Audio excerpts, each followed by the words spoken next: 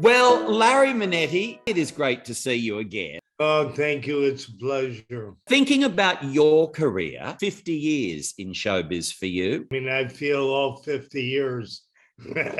I read somewhere as a kid, you're in Chicago. Your mum takes you to an audition for a Humphrey Bogart movie, which was called The Harder They Fall. You Right. suddenly find yourself in the ring with Humphrey Bogart. That was maybe 7, 6. They put me in little boxing shorts and I was put in the ring. And it's a pleasure to think that, I was there with Humphrey Bogart. And during my career, I met James Cagney and Betty White and George Raft, and I should pinch myself. Then in the 70s, you headed to Hollywood from Chicago. You were sitting in a studio cafeteria commissary, and in blustered the great Jack Webb. Right. And basically, he pointed to you and offered you a role in a TV show. Is that right? I was sitting at the counter in the commissary at Universal Studios, and Jack Webb came flying in the door, and he was looking around the room, and he spotted me, and he came running over and said, "Are you an actor?" "Yes, sir, I am." And inside I was going, "You schmuck. You thank God you didn't say I'm trying to be." He grabbed me and said, "Come with me." And I was introduced to the head of casting and then introduced to her assistant. And he handed me a piece of paper and he said, "Memorize this." And I did. It wasn't much. And we went into a room and he said, "Okay, action." So I said a few words and he said, "Okay, I'll be right back." He came back and Jack Webb walked in. He said, "Bring him to wardrobe right now." Yeah, that's when they put me under contract to Universal. And that TV series was called Chase. Right. You wound up working with a great, and that's Robert Conrad. Baa Baa Black Sheep was the TV show. You and Robert became really great friends, didn't you? He was a great, great friend and was not a guy that just blew smoke and you know where. Mm-hmm. He got the job done. And he was a unique fellow. He had a terrible temper when it exploded and was also a trained boxer. And I was knocked out by him on a series called The Duke. He didn't hear the word cut and was throwing left hooks. And one of them caught me on the chin. But that was a delightful punch. I miss him greatly. He did have his trouble with the drink, didn't he? And of course, then there was that shocking car crash, I think back in about 2003, that left him paralyzed. He was never really much the same after that, was he? He was a drinker. He loved his beer. And he was in a country club and just had too much. And had a Jaguar and drove it the wrong way on a street and did a head-on collision. He was permanently disfigured. Now, you had the great joy of working with Red West, who was in fact Elvis Presley's bodyguard, but he was also your co-star in Baa Baa Black Sheep. You were with Red when word came through that Elvis Presley had passed away. He just got off the phone.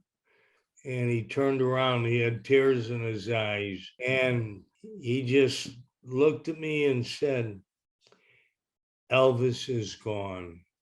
Red West and Sonny West, his cousin, wrote a book, Elvis, What Happened? Elvis was very livid that he wrote the book, and Red was afraid that Elvis might have sent some guys to get him and beat him up. He said to me, "I have no regrets. I knew Elvis when we were in high school. to you. And in 1980, along comes the role of Rick Wright, trusty sidekick, of course, to Tom Selleck. The TV show was Magnum P.I., and it became an instant sensation. What was working on Magnum P.I. like, Larry? Well, number one, I was working in paradise. It was just like being on a giant chocolate bar with marshmallows floating around in heaven. And I had no idea that this series would be such an iconic success. I didn't think we'd last. And lo and behold, we did. And we did the 8 years. And the head of CBS, Jeff Sagansky, called me and said, is there any way you could talk Tom Selleck into continuing? And it never happened. Tom just wanted to go about it. It was a tough task. We worked long hours. So essentially, that's why Magnum P.I. finished, because Tom had done 8 seasons and he wanted to move on to do other things. He had movie offers. He had Raiders of the Lost Ark. He definitely was the guy they wanted to play the lead in that movie. They wanted Tom Selleck for Indiana Jones. Right, exactly. They did want him very badly. Now, what did you think when you first laid eyes on Tom Selleck? I was in a high school auditorium, and Simon Oakland was up on the stage taking a nap, and the room was filled with about 100 extras, and there was a lot of chatting and murmurs. Then all of a sudden, this figure entered into the room, and the sound stopped dead. And I looked up and I saw this vision. I poked Simon Oakland and I said, who is that guy? He said, that's a star. He said, Tom Selleck, he's a new guy. I said, he's prettier than Elizabeth Taylor. I knew instantly that this guy was going to be a major star. What is the real Tom Selleck like? He's the nicest, sweetest man. And I mean, I don't know how to explain it. You know, when you have friends, some guys are hard to be friends with, and you have to do exceptions to make sure you stay friends. And Tom regularly calls. He asks questions of how you feel, how's your mother, how's your brothers. He's a real mate, a real good guy, and a man's man. Great friend. One of his signatures was that mustache. Yeah, the mustache made him. I've seen him without the mustache. Keep it, Tom. Oh my gosh. Tell me about the late, great John Hillerman, who was Higgins, of course, on Magnum P.I. I never met an actor like that, because he memorized pages and pages, didn't blink an eye, had a tremendous theater background. He had that wonderful accent and that fabulous Britishness about him, but of course he was as American as apple pie. Yeah, well, he was from Denison, Texas. He was a cowboy. What about the Dobermans, the Higgins's 2 Dobermans? I think Apollo and Zeus were their names. What were they like? I didn't go near them. I always carried little hot dogs with me in case they wandered over, so I could make them happy. But I grew up knowing that Doberman pinschers are nothing to mess with, especially dogs that are trained for the movies. They help make that show, Dobermans, Ferraris, and Hawaii. Oh, yeah. Now, Larry, right behind you is one of your prized possessions, a beautiful photograph of you and the late, great Frank Sinatra. And that was taken when Frank guested on Magnum P.I. How did Frank Sinatra become involved with Magnum P.I.? Well, Frank came into Honolulu to do a concert, and his secretary called Tom and I and invited us to come to the concert. We were in the concert. He introduced us. Everything was great. And then a man walked up to the two of us and said, Frank wants you to go to this restaurant and meet him for dinner right after the show. Well, who's going to say no to Frank? So we went to the restaurant and went in, and we sat down with Barbara Sinatra and Frank, and we were eating dinner, and he was saying, well, I love this show. I love the show with Joan London. I love the show with so-and-so, Cesar Romero. So I says, Frank, why don't you do the show with us? He said, kid, I thought you'd never ask. What was the real Frank like that you got to know?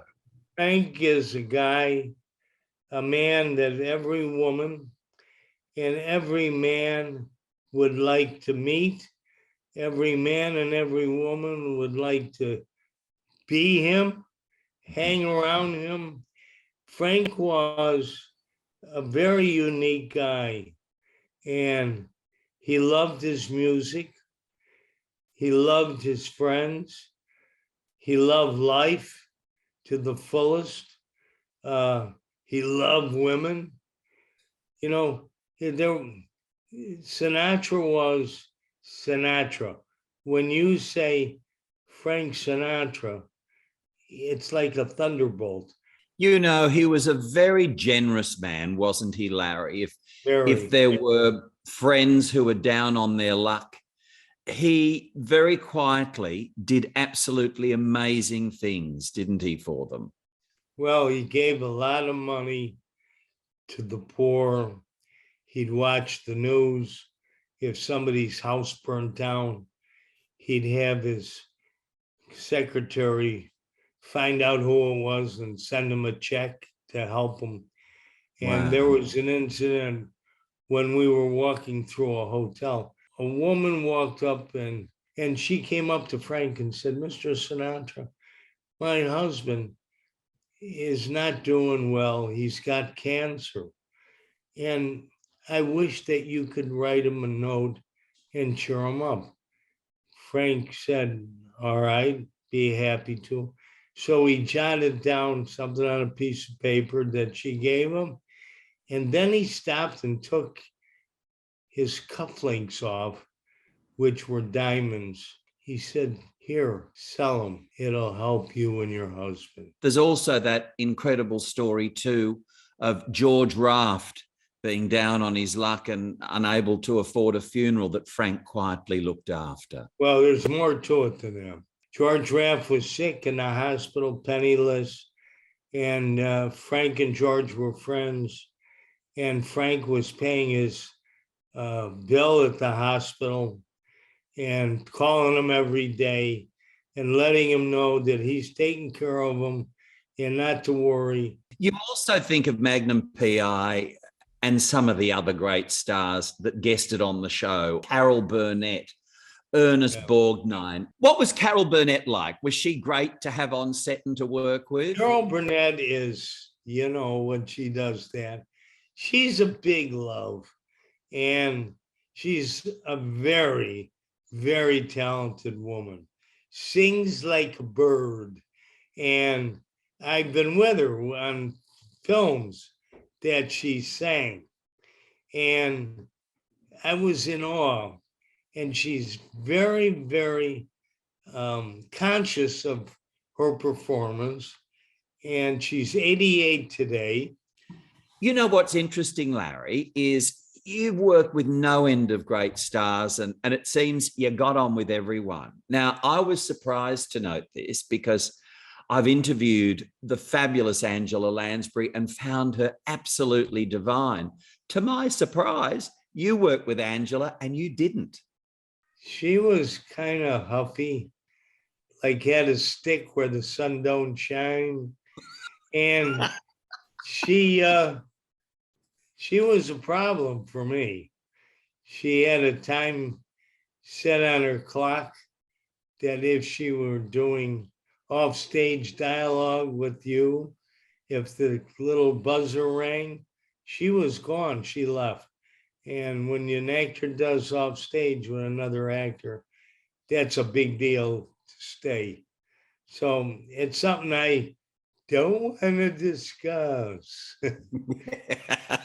Save it for the next book, as they say. I've unearthed a bit of fabulous serendipity. It was actually on the set of Magnum, as I understand it, that you met your wife, Nancy DeCarle, who in fact played your lover on Magnum P.I. Is that right? A lot of fun, yeah. We had a great time together, great scenes. How amazing. And then you fell in love, and you've been married now for how many years? 42. You have written a fabulous book. Was it a fun book to write? It was a labor of love. My heart was in that. And I've been asked to write cookbooks, and I just said, you've got it, run with it. And anybody out there that watches this episode that we're doing should get it, because if you don't like it, I'll return the money. That's how much I believe in the book. So you just punch in LarryManetti.com and it'll bring you to the book order. Just order the book. And when we get it here at the house, I'll autograph it to you. Let me know what your name is. It'll be sent out and you'll have it post haste. Yeah. Look, you've got loads of fans, and they can find you also on Cameo these days, can't they? Right. And I love Cameo because I get to address people all over the world, if it's their birthday, their anniversary, and I get to talk to them. Larry, it's been really great to chat. High five, Larry. Adios. Aloha.